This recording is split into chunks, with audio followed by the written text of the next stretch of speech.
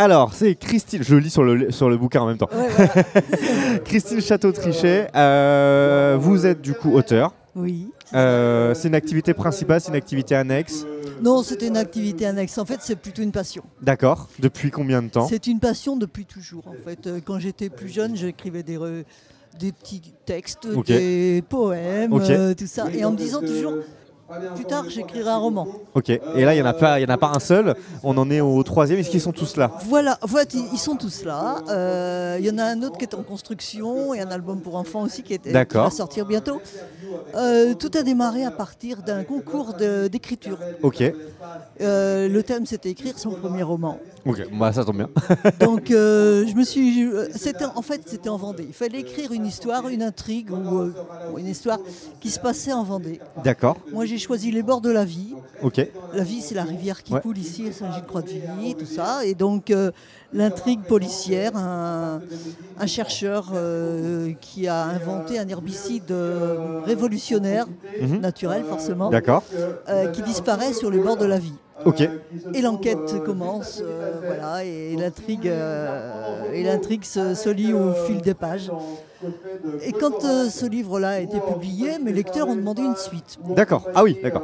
Mais la suite, bon, je l'avais pas en tête. Il a remporté le concours, du coup? J'étais deuxième. Deuxième, bah, c'est déjà pas mal. Oui, bah, ça donnait un peu d'espoir. Et du coup, il a été proposé en auto-édition ou il y a tout de suite, il y a une maison qui est venue? C'est Vendée Lettres, en fait. Vendée Lettres, voilà. Attendez, j'ai mis 3 ans quand même à trouver mon éditeur. D'accord, ça a pris un peu de temps. Ça se fait pas comme ça. Oui. Donc 3 ans pour trouver l'éditeur qui est régional aussi, plutôt sympathique, avec une multitude de genres en fait. Ça peut aller du livre de cuisine jusqu'au livre, voilà. À partir du moment où il y a un côté local, de toute façon, c'est ça qui les intéresse. Pas vraiment. Même pas. Okay, pas vraiment. Non, je vais vous le dire pourquoi, parce qu'après, je suis plus du tout. C'est plus après, par contre, vous êtes du coin. Vous êtes même de Saint-Hilaire, non? Alors, je suis nantaise. Nantaise de base. Mais j'habite Saint-Hilaire-d'Erié. D'accord. Ok. Voilà. Mais je revendique mon droit d'être. Oui. En fait, Piège sur la vie a donné suite à l'illusion nippone. On peut le montrer, du coup, là, la caméra est en face. L'illusion nippone qui est sortie en septembre. Ok, donc là, tout récent. Là, on arrive directement avec... C'est le 3e. Je vous parlerai du 2e après, parce qu'il est très spécifique. En fait, dans ce premier livre... on a donc le chercheur dont je vous parlais, mais on a aussi un jeune biologiste qui s'en va au Japon. Ah d'accord, ok. Parce que c'était au moment où mon fils partait au Japon. Je l'ai écrit en 2016. Ok. Donc il y avait un lien, on met toujours il partait définitivement ou il partait pour des vacances? Je vais vous en parler parce que l'histoire est compliquée. D'accord. Et on met toujours un petit peu de sa vie personnelle dans un livre, et donc on a ce jeune chercheur qui s'en va au Japon. Et on le retrouve ici. D'accord. Le jeune biologiste qui s'en va faire une année d'études au Japon. Et il en profite pour faire le pèlerinage de Shikoku. D'accord. Qui est le pèlerinage des 88 temples. Sur une île. 88 temples à effectuer. Mais au cours de ce périple, il disparaît. D'accord, ok. Donc on a dans le parage la mafia japonaise, des choses comme ça. Je ne vais pas vous en dire plus parce qu'il faut laisser le suspense aussi. Mais j'en profite aussi pour décrire les paysages du Japon, les coutumes, les intrigues aussi. Les évaporés du Japon, par contre. Par exemple, c'est des choses qui touchent vraiment et qui sont très, très intrigantes. Voilà, donc c'est un livre qui est sorti en septembre et qui plaît pas mal parce que les gens aiment bien, les lecteurs aiment bien le contexte et le Japon. Oui, bien sûr. Du coup, ça, c'est tout frais. Et celui-là, le deuxième, très spécifique parce que, je vous disais tout à l'heure, en 2016, mon fils est parti au Japon. Oui.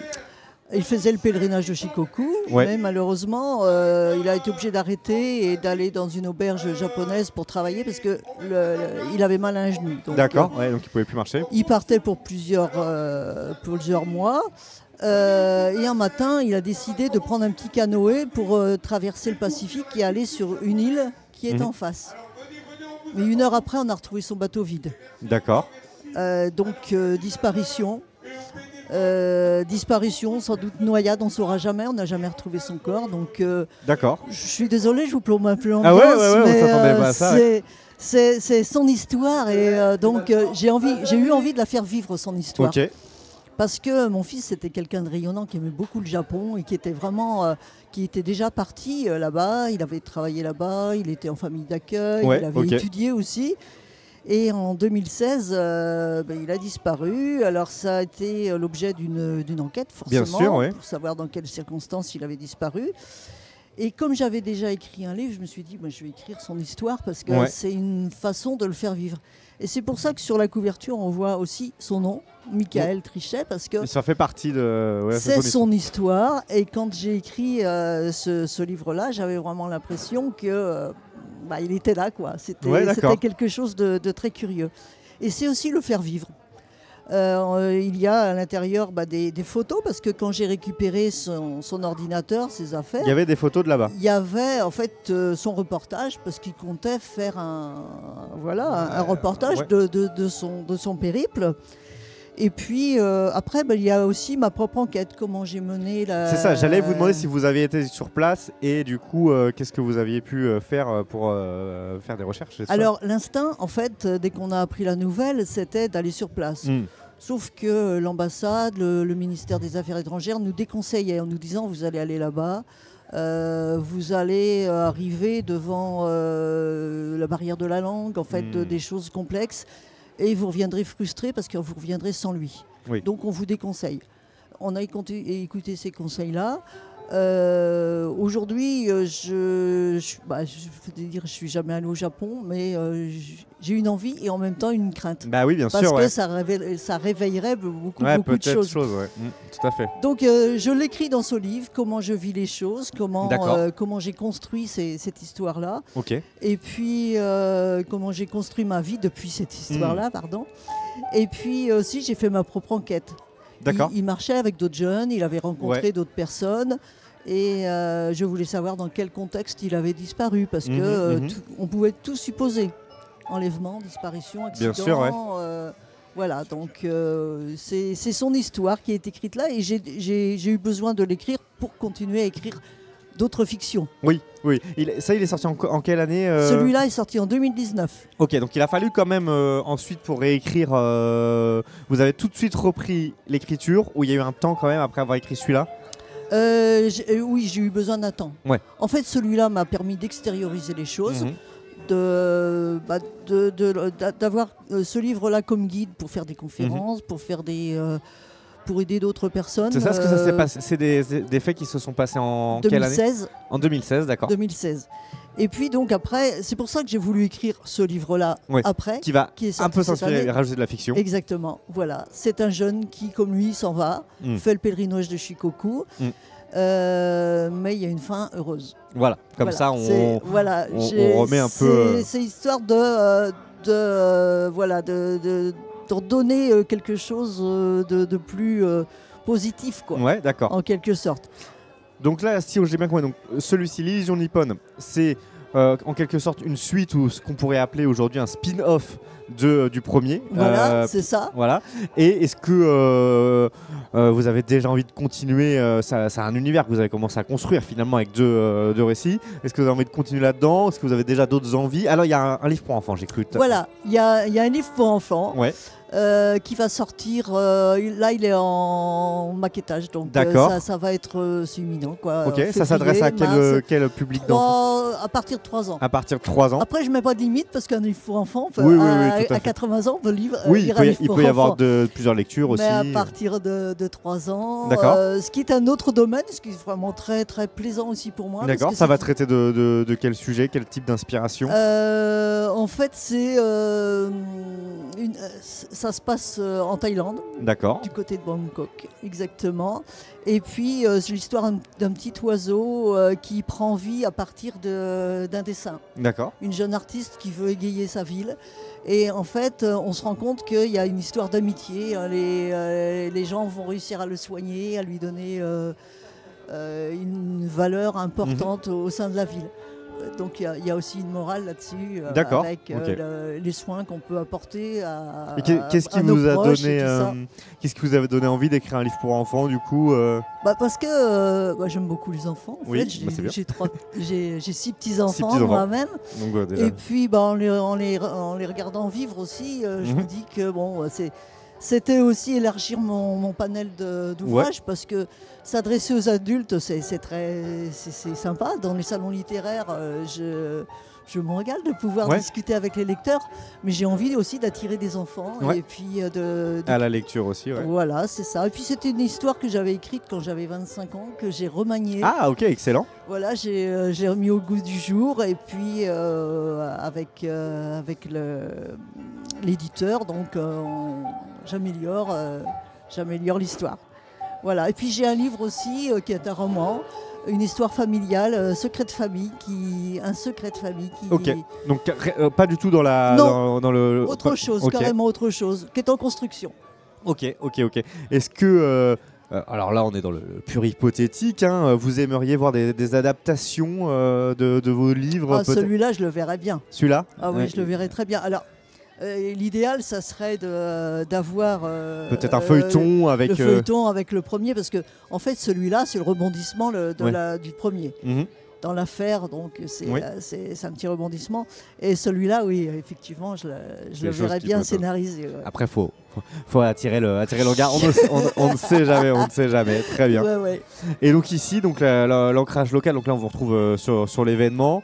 Vous faites comme ça pas mal de petits. Vous avez parlé de salon littéraire. Vous allez à la rencontre des lecteurs. Vous avez déjà des retours, des choses intéressantes. Ça fait plaisir d'avoir des retours, parce que même en salon, on discute avec les lecteurs ou des gens intéressés qui finalement, après discussion, passent à notre centre, parce que dans un salon, on est beaucoup d'auteurs, donc j'imagine que les lecteurs ne peuvent pas tout acheter. Non, bien sûr, non, c'est sûr. C'est un coup.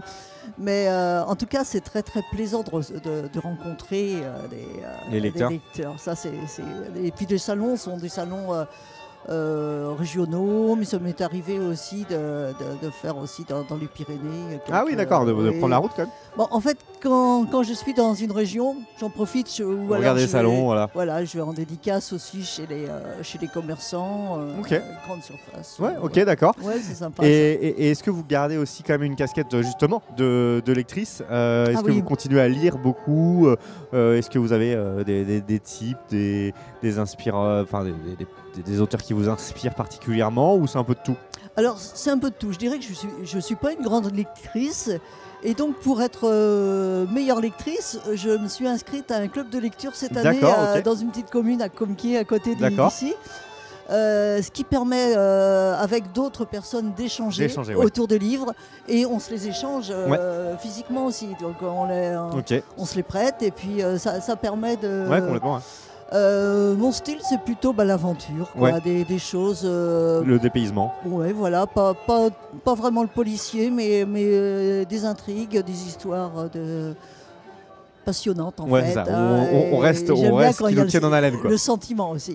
C'est ce que j'aime mettre dans mes livres, c'est vraiment le sentimental et puis la sérénité aussi. Cet esprit zen qu'on peut trouver dans l'univers japonais, j'aime l'introduire dans chacun de mes ouvrages. Et d'ailleurs, cet aspect, la petite digression, cet aspect intérêt pour la culture japonaise, est-ce qu'il est venu malheureusement de ce fait-là, ou est-ce que déjà ça vous intéresse? Est-ce que l'histoire de l'oiseau, c'est la Thaïlande, tout le côté Asie, etc., vous intéresse depuis des années, ou est-ce que ça a été plus poussé récemment? Je dirais ça remonte vraiment à mon enfance. Ah oui, d'accord. Parce que quand j'étais jeune, on me disait toujours, mais t'as une tête de japonaise. D'accord. Bon, ça c'était... Voilà. Mais en fait, ça m'intriguait vraiment, ces pays si lointains et complètement différents du nôtre. Et je pense que j'ai dû donner ce goût des pays asiatiques à mon fils. Bah oui, c'est ça, ouais. Et moi-même, après, donc, forcément, je suis rentrée dans cette culture-là pour essayer de voir ce qu'il avait vécu. J'ai appris le japonais à Nantes, en vie de Japon. Voilà. Donc, c'était aussi m'immerger dans ce qu'il avait pu vivre à travers la langue. Même si après j'ai pas cultivé cette langue parce que c'est du temps et c'est compliqué en fait. C'est très compliqué. Moins compliqué pour les jeunes, mais enfin non, je pense pas. Il y en a beaucoup qui veulent s'y mettre, mais après pour persévérer, pour vraiment aller loin. Faut vraiment réviser presque quotidiennement. C'est ce que faisait mon fils. Je le voyais souvent réviser bien sûr, son japonais, comme on dit, mais bon, il était allé en famille d'accueil, alors forcément, en pratique, c'est la pratique derrière qui va faire la pratique, c'était super. Mais c'est une culture très, très enrichissante, en fait, parce que tellement éloignée de la nôtre. Ouais, complètement.